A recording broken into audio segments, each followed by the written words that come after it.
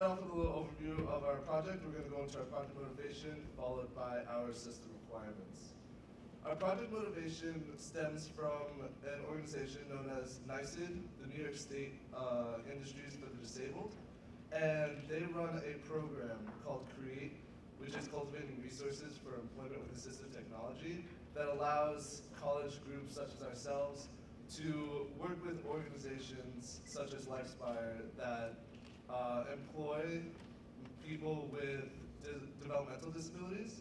And so we worked on a project that would help to increase the production of the facility run by NICID, and also to assist the individuals there that have disabilities to become contributing members of their families and their communities. The way we developed this project was we went on a site visit to LifeSpire in the East Bronx, and we got to choose what part of the production we thought needed to be improved.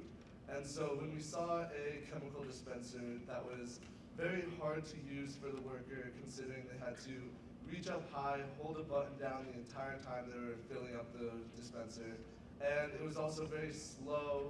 There was a lot of problems with the dispenser in and of itself, and it was kind of unsafe with the amount of chemicals that were spilling while they were filling it up.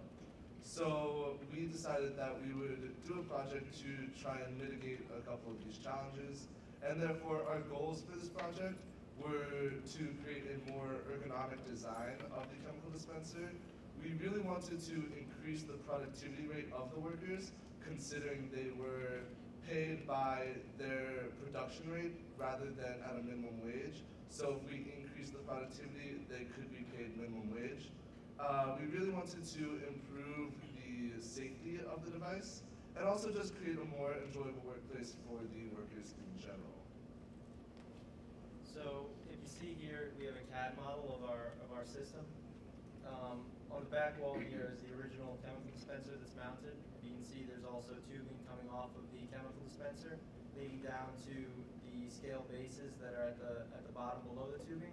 In front of each scale base is a color-coded button, as well as an emergency stop button. And then at the top of the picture, you can see our linear actuators and linear actuator boards that will be placed over the buttons of the pre-existing chemical dispenser and serve to press the individual buttons to dispense the chemicals.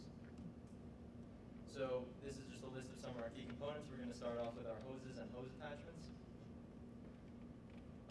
One of the major problems with the current dispenser is that the way that it works right now causes significant sudding. If you can see at the top, the yellow hoses are the current hoses that are associated with the chemical dispenser, and when the worker holds the bottle up to be filled, it causes a lot of bubbles to form, a lot of sudding to form, and because of this, it slows down the process of the filling bottles significantly.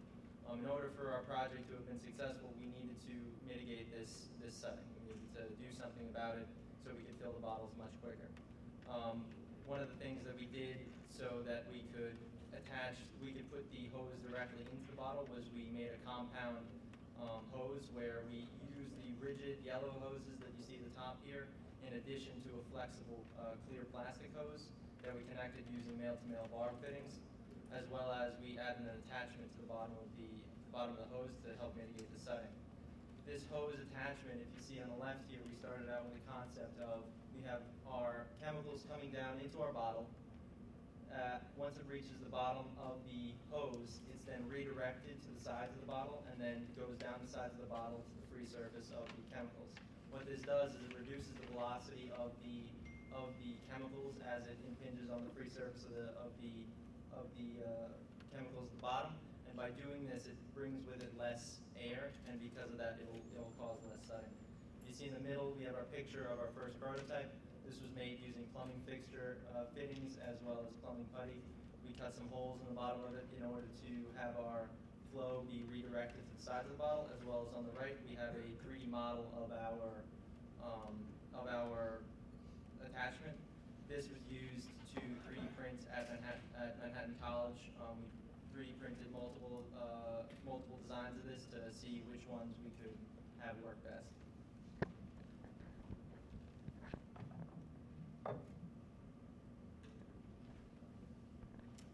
So in order to control the electrical components of our system, we use an Arduino Zero microcontroller, and it controls both the inputs and outputs. So over here on the right, we see our pin assignment diagram. We're using digital pins to read the inputs of the buttons, specifically 3 buttons and 1 emergency stop button, as well as sending the signal out to engage the 3 linear actuators. We're using analog pins to read data from the optical sensors, whether there was a bottle placed or not, and whether it's a 32 ounce or a gallon. We're also using the Arduino Zero to power some of our components. So we're using 3.3 volts for the buttons and 5 volts for the optical sensors and the load cell. In terms of the placement of the Arduino Zero in our design, it's going to be in a protective casing to ensure that there's no chemical spills to damage the controller, and it's going to be placed inside the middle base. So another component is our TP8X16 linear solenoid actuator. They are mounted on top of the existing buttons on the existing dispenser. So when the employee places a bottle and presses the button, they will engage and hold down the existing button, so long as the optical sensors detect bottle placement. Once the load cell detects that the bottle is full, the linear actuators will disengage. One of the most important electrical components of our system are the TCRT1000 optical sensors, and that's because they serve 2 primary purposes. The first of which is to detect the absence or the presence of a bottle on our bases, and that works as a safety feature to ensure that when a button is pressed and no bottle is there, no chemicals will begin dispensing, therefore no spillage and a much safer work environment. The second purpose of the optical sensors is to detect whether the bottle placed is 32 ounces or a gallon. And this is important because our program runs a constant loop of our load cell to check the weight of the bottle.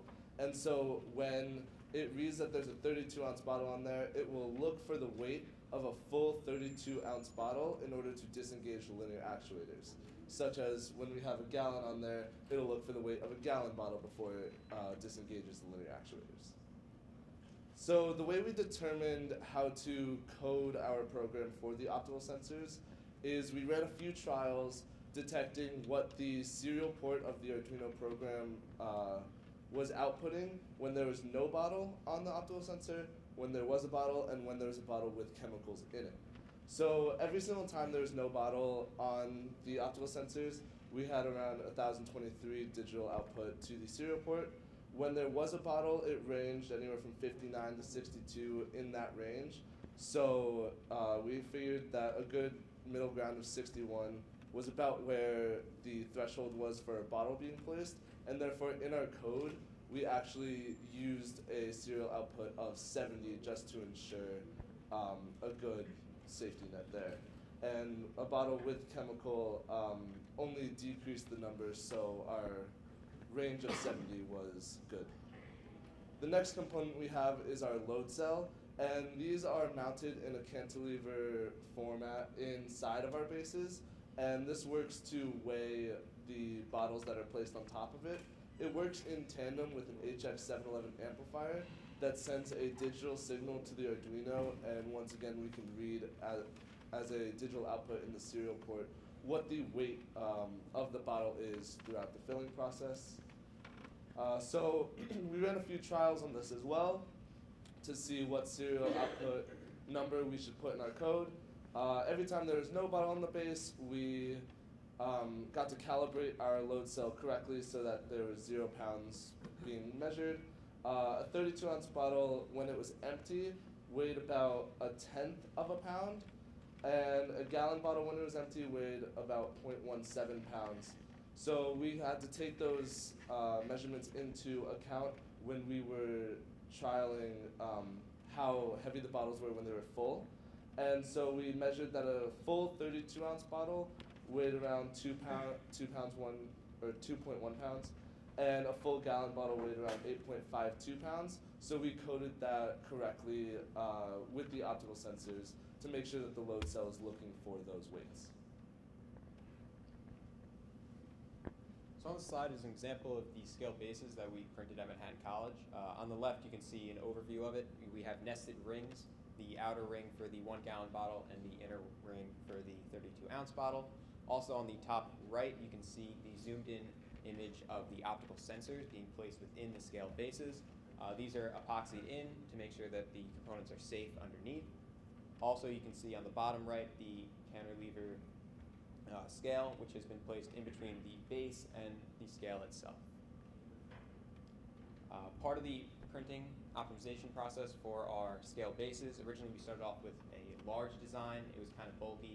We wanted to make sure it could house all the components. We realized this was unnecessary, so you can see in the second picture we significantly reduced the size of the printing.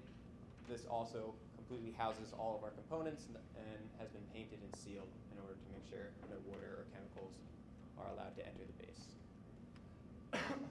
So once all the bases were printed and we started to solder all of our components onto circuit boards to fit into the actual base. So as you could see here on the left, we have me and Nick soldering components within the actual base, and we were able to develop a prototype. So once we assembled the prototype, we took it over to LifeSpire for testing, and as you can see, there's me on the left going through the code on the making sure everything's functioning properly on site.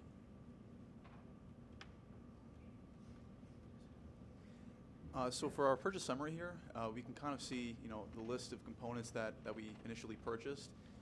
If you notice, so back in January, February, March, that's when we made a lot more of our larger purchases. Things like our linear solenoids,